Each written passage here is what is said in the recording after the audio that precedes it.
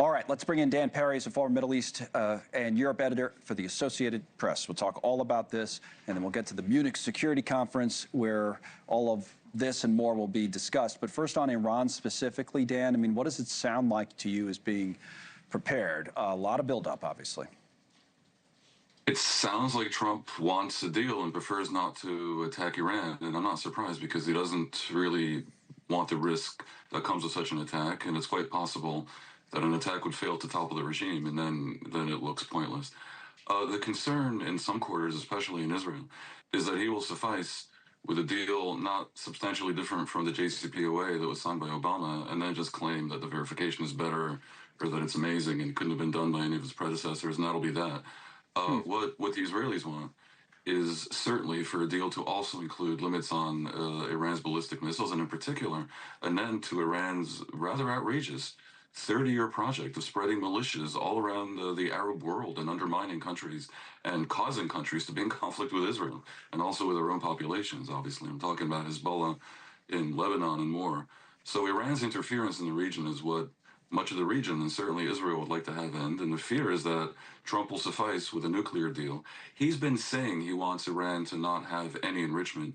He doesn't have much of a leg to stand on there because as a signatory to the Non-Proliferation Treaty, Iran has the right to enrich at civilian levels. So where you could see this going is if Iran agrees to not enrich beyond civilian levels, and they had before as well.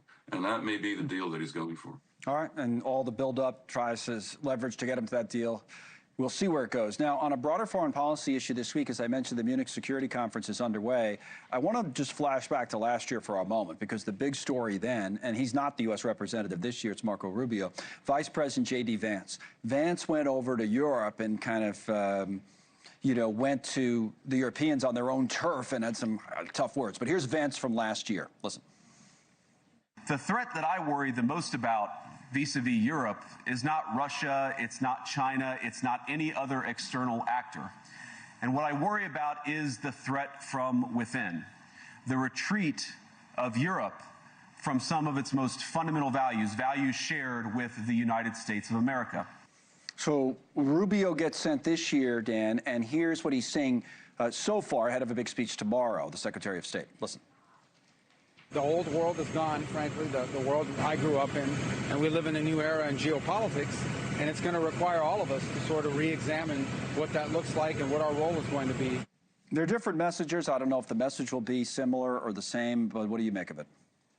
The Europeans are in an absolute state of shock about Trump, and Vance's speech at Munich last year was the opening salvo with his claims that Europe has abandoned its democracies and its main problem is immigration. It was viewed as nonsensical, but clearly indicative of a version of hostility. And what followed was just that, with trade wars and tariffs on European countries that Trump claims are paid by them, but in fact are paid by Americans, ending with the December national security strategy that basically berated Europe for civilizational decline and strongly suggested that the U.S. no longer cares about values like democracy, certainly not exporting democracy, but it became clear that Trump sees Europe in transactional terms at best, if not hostility. And then, of course, came January, where for about 2 weeks, Trump appeared to be threatening a military force against a NATO ally, Denmark, over Greenland.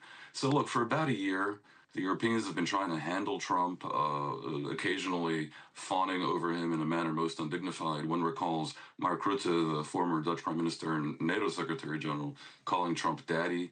None of that worked, obviously.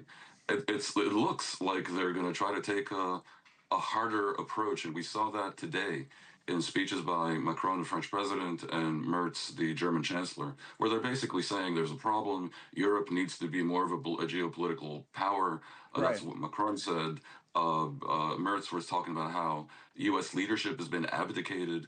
And look, if they want to, I think they may start to find ways to project to the American voter in particular, with an eye toward November, that there's a lot of mutual interdependence here. And, if you look at the degree to which Europe affects the U.S. economy when it comes to foreign direct investment that they account for most of, holding U.S. Debt, a lot of it, exports that from the U.S. that the Europeans buy, about 20% of American exports.